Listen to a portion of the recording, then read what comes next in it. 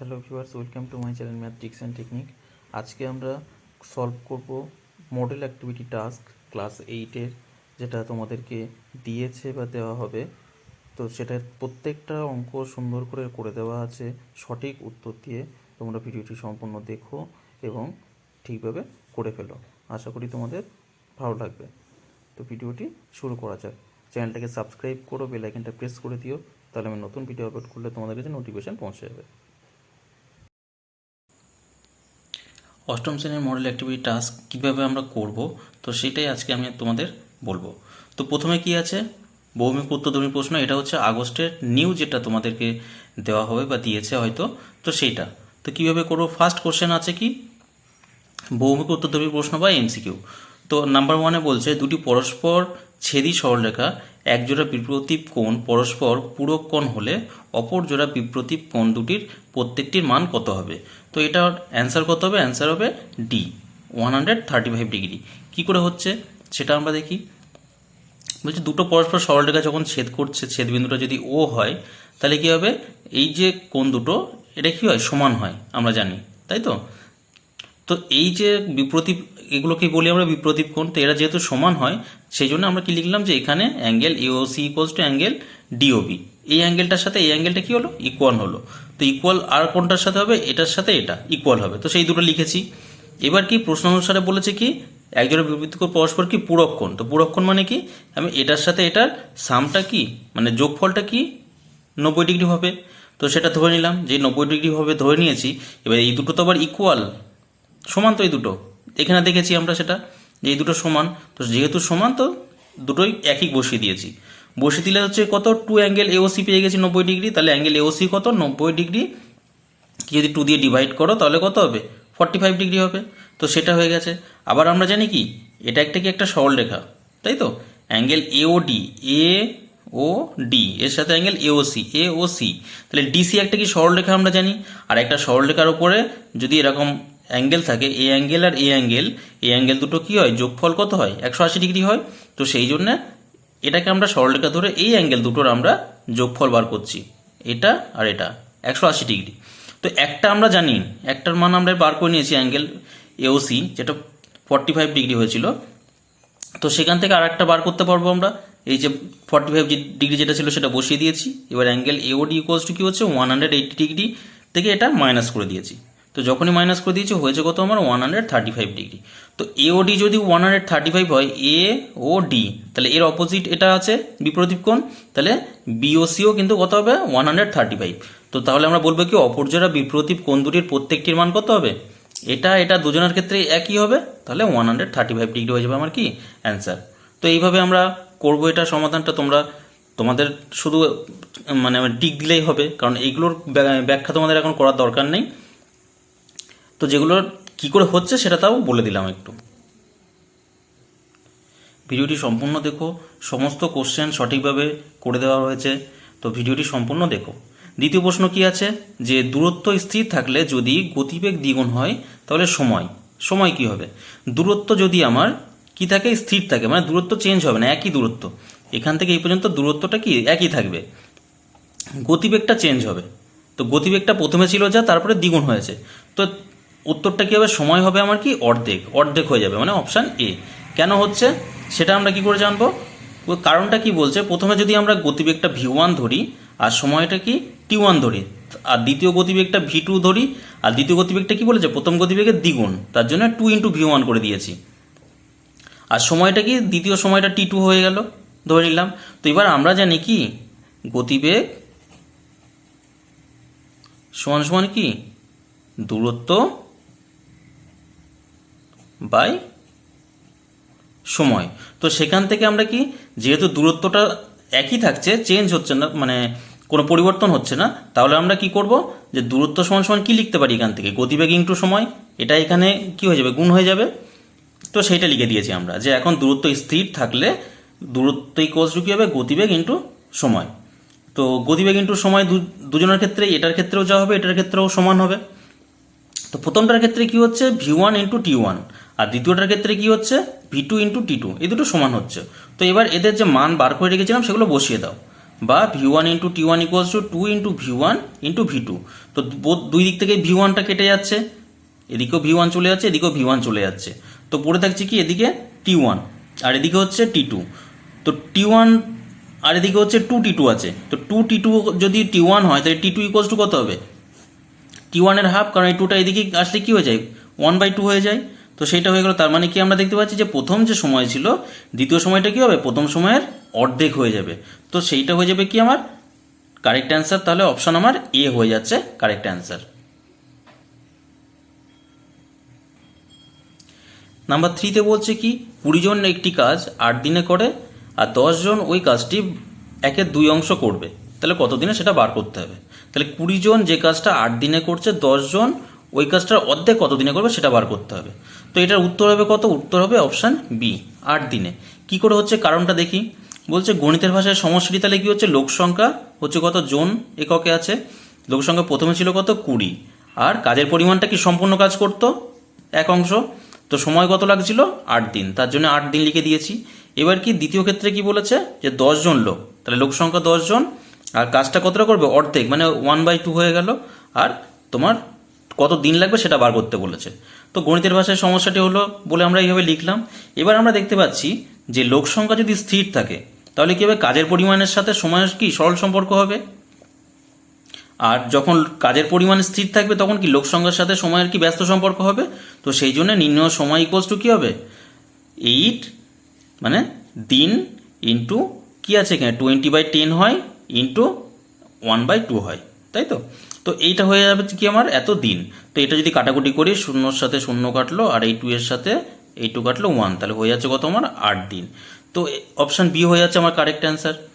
তো এইভাবে করতে হবে এগুলো। এটা ব্যাখ্যাটা বা কারণটা হচ্ছে তোমাদের বোঝানোর জন্য আমি করেছি, কিন্তু মাল্টিপল চয়েসে তোমাদের শুধু কি উত্তরটাই হয়তো লিখতে হচ্ছে।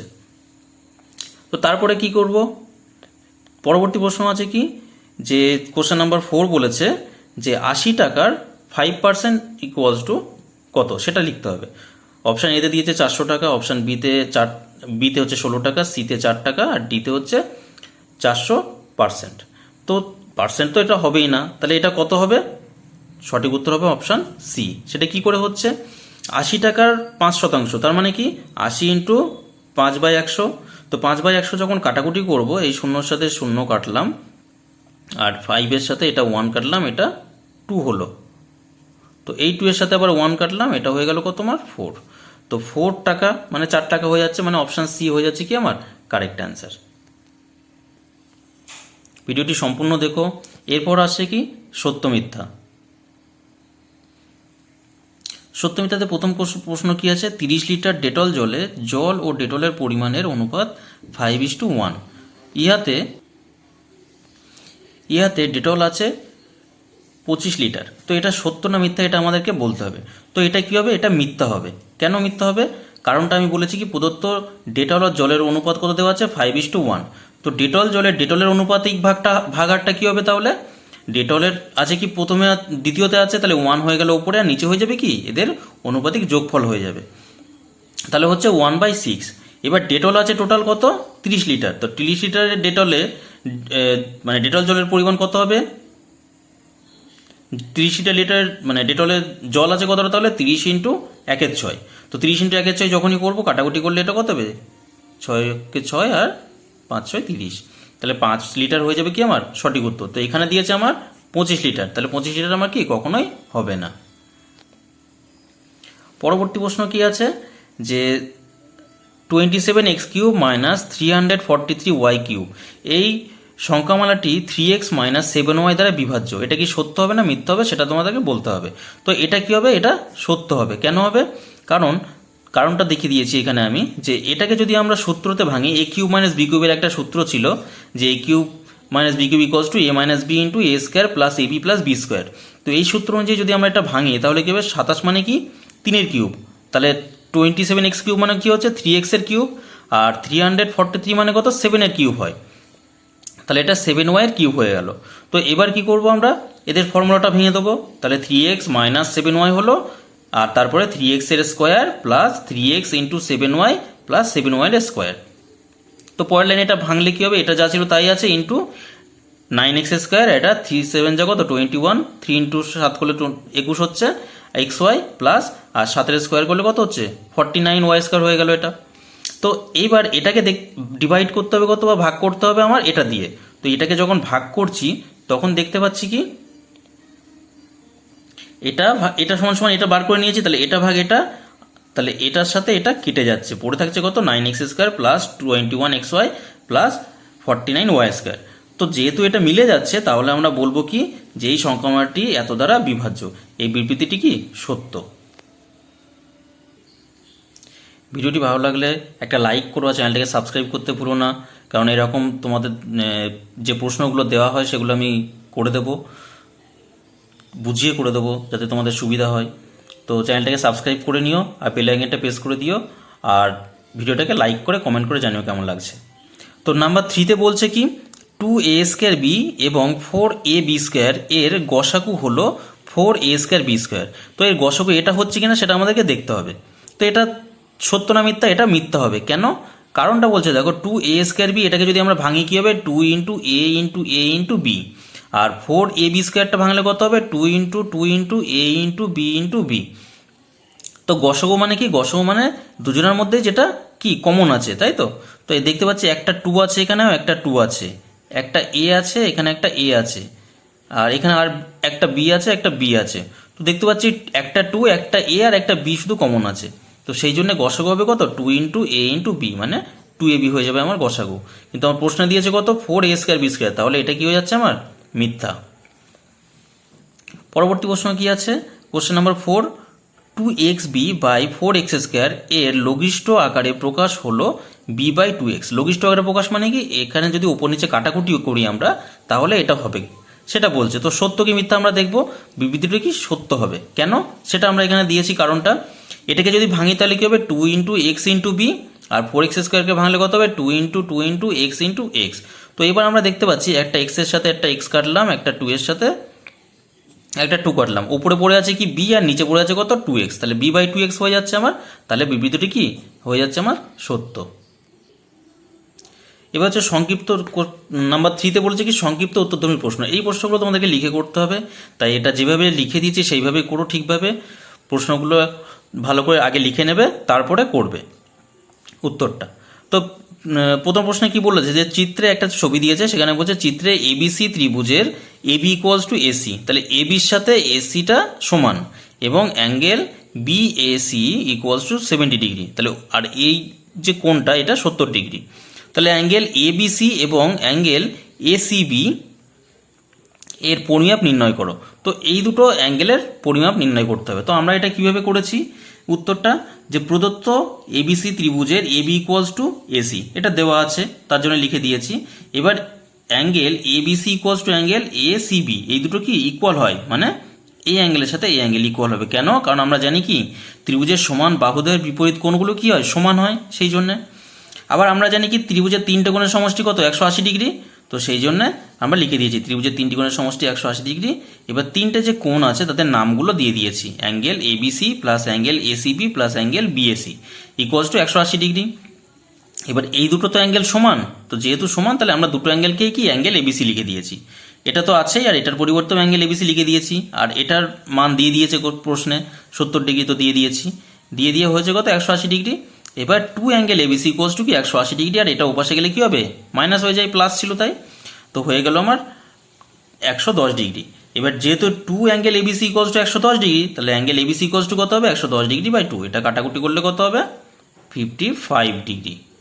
তো অ্যাঙ্গেল এবিসি ভ্যালু হয়ে গেল কত, বা মানটা 55 ডিগ্রি হয়ে গেছে। তো নির্ণয় কোণ পরিমাপ, angle ABC equals to angle CAB, এই এসিবি ইকুয়ালস টু 55 ডিগ্রি। তো এইভাবে সম্পূর্ণ অঙ্কটা করে ফেলবে। পরবর্তী প্রশ্ন কি আছে, যে দুটি সমান মাপের কৌটায় মিশ্র চায়ের আসাম চা ও দার্জিলিং চায়ের পরিমাণের অনুপাত 5:18 এবং 2:3। তাহলে দুটো চা আছে, মানে দুটো কৌটায় দুরকম করে চায়ের মিশ্রণ আছে। প্রথমটাতে আছে কত 5:18, আর সেকেন্ডটাতে আছে কত 2:3। তাহলে কোন কৌটায় আসাম চায়ের পরিমাণ বেশি আছে, তাহলে আসাম চায়ের পরিমাণটা কোন কৌটাতে বেশি আছে সেটা বার করতে হবে। তো আমরা কি করব, এটার উত্তর কি করে করবো, যে প্রথম কোণটায় আসাম চা ইস টু দার্জিলিং চা ইকুয়ালস টু কত আছে, যে 5:18। সুতরাং প্রথম কৌটায় আসাম চায়ের আনুপাতিক ভাগ আর কত হবে, আসাম চা প্রথমে ছিল তাহলে 5, আর নিচে কি হবে ওদের যোগফলটা, তো 5/23 হয়ে গেল। আবার সেম একইভাবে দ্বিতীয় কৌটার ক্ষেত্রেও বার করবো। দ্বিতীয় কৌটায় আসাম চা ইস টু দার্জিলিং চা ইকুয়ালস টু কত আছে, 2:3। তো দ্বিতীয় কৌটায় আসাম চায়ের আনুপাতিক ভাগ আর কত হবে, 2/2 + 3 মানে 2/5 হয়ে যাচ্ছে। তো এবার কি করব, যে এটা আর এটা এই দুজনের কি করতে হবে, আমাদের মধ্যে কোনটা বড় সেটা আমাদেরকে বার করতে হবে। তো সেটা বার করতে হলে কি করতে হয়, আমাদের এই যে হর দুটো আছে হর দুজনের ক্ষেত্রে সমান করতে হয়। তো তার জন্য আমার এই 23 আর 5-এর কি লসাগু বার করতে হবে, তার জন্য লিখে দিয়েছি। এখন লসাগু 5 ও 23-এর লসাগু কত, যেহেতু এদের মধ্যে কোনো কমন ফ্যাক্টর নেই, তো তখন কি করবো, আমরা 5-এর সাথে 23টা কি গুণ করে দেবো, তাহলে 115 হয়ে যাচ্ছে আমার কি এদের লসাগু। তারপরে কি করব, যে ওই 5/23 = 115কে যদি 23 দিয়ে ভাগ করি তাহলে 5 হবে, তাহলে এর ওপর নিচে 5 দিয়ে গুণ করে দেবো, হয়েছে কত 25/115। আর তারপরে 2/5 আছে, এরও ওপর নিচে কত দিয়ে ভাগ করব, এই মাল্টিপল করব 23 দিয়ে। কেন, কারণ 115কে 5 দিয়ে ভাগ করলে 23 হয়, তো এর ওপর নিচে 23 দিয়ে গুণ করে দেবো, দিয়ে উপরে হচ্ছে কত 46 আর নিচে হচ্ছে কত 115। তো এবার যেহেতু আমরা জানি কি, যে যদি হর সমান হয় তাহলে লব যার বড় সেই ভগ্নাংশটা কি হয়, বড় হয়। তো এখানে যেহেতু আমরা দেখতে পাচ্ছি যে 46টা বড় আছে, তাই 46/115টা কি বড় হবে 25/115 থেকে। এবার এটা কোথা থেকে পেয়েছি আমরা, এটা পেয়েছি এখান থেকে 2/5, তাই 2/5 লিখে দিয়েছি, বা 2/5 এটা কি বড় কার থেকে, এটা পেয়েছি এখান থেকে, তাহলে 5/23-এর থেকে বড়। অর্থাৎ কি পাচ্ছি, 2/5টা কার ছিল, 2/5টা ছিল আমার কি দ্বিতীয় কৌটার। তো অর্থাৎ দ্বিতীয় কৌটোর আসাম চায়ের পরিমাণ কি বেশি আছে। তো এইভাবে আমরা করব। পরবর্তী প্রশ্ন নাম্বার 4-এ কি আছে, একটা উপপাদ্য দেওয়া আছে, বলছে যুক্তি দিয়ে প্রমাণ করো যে একটি ত্রিভুজে দুটি কোণের পরিমাপ সমান হলে তাদের বিপরীত বাহুগুলির দৈর্ঘ্য সমান হবে। তো এটা আমরা কি করব, যে প্রথমে ছবি এঁকে নেবো, একটা ত্রিভুজ আঁকলাম। তো প্রদত্ত বলে কি লিখবো, যে ধরি এবিসি ত্রিভুজের angle ABC equals to angle ACB, তার মানে এটার সাথে এটা কি সমান ধরে নিলাম, কারণ কি প্রশ্নই আমাদের বলে দিয়েছে। তো প্রমাণ করতে হবে কোনটা, এবির সাথে এসি সমান হবে, এই এবির সাথে এসিটা সমান হবে সেটা আমাদেরকে দেখাতে হবে। তো আমরা কি করব, এটার জন্য একটা অঙ্কন করতে হবে। অঙ্কনটা কি, এই যে এ বিন্দুটার যে কোণটা আছে এই কোণটার সমাদ্বিখণ্ডক একটা টানবো, যেটা বিসি বাহুকে কি ডি বিন্দুতে ছেদ করবে, সেটাই লিখেছি। তো তারপরে প্রমাণটা কি করব, প্রমাণ হচ্ছে কি এখান থেকে আমরা দুটো ত্রিভুজ পাচ্ছি, একটা ত্রিভুজ এটা আর একটা এটা। তো সেই দুটো ত্রিভুজের আমরা কি সর্বসম প্রমাণ করব, সর্বসম প্রমাণ করলেই আমাদের হয়ে যাবে। তো প্রথমে সেই জন্য লিখেছি কি, ত্রিভুজ এবিডি ও ত্রিভুজ এসিডি এর এখান থেকে কি পাচ্ছি, প্রদত্ত দেওয়া আছে এই কোণ দুটো সমান, তাহলে এবিডি সমান সমান কি এসিডি প্রদত্ত করে লিখে দিয়েছি। তারপরে কি, যে বিএডি মানে কি, এটা তো সমদ্বিখণ্ডক হয়েছে এ কোণটা, তাহলে এইটা সমান সমান কি হবে, এটা হয়ে যাবে। তো সেই জন্য বিএডি সমান সমান কি হবে, সিএডি, তাই লিখেছি। কারণটা বলে দিয়েছি কি, যে এডি সরলরেখা কোণ বিএসি এর কি সমদ্বিখণ্ডক, সেই জন্যে। আর কি আছে, এডিটা কি সাধারণ বাহু, কারণ কি এই ত্রিভুজের ক্ষেত্রেও এটা সাধারণ আছে, এই ত্রিভুজের ক্ষেত্রেও সাধারণ, মানে দুজনের মধ্যে কি কমন হচ্ছে এটা, তো সেই জন্য সাধারণ বাহু হচ্ছে। তাহলে তিনটে কন্ডিশন আমাদের হয়ে গেছে, তিনটে শর্তই। তো আমরা অ্যাঙ্গেল সাইড এই যে এ শর্ত অনুযায়ী কি বলতে পারবো, যে এই ত্রিভুজ দুটো কি সর্বসম। তো সর্বসম যেই হয়ে গেছে, তাহলে আমরা বলতে পারবো যে এর অনুরূপ বাহুগুলোও সমান। তো সেই জন্য কি এবির সাথে এসিটা সমান আমরা বলতে পারবো।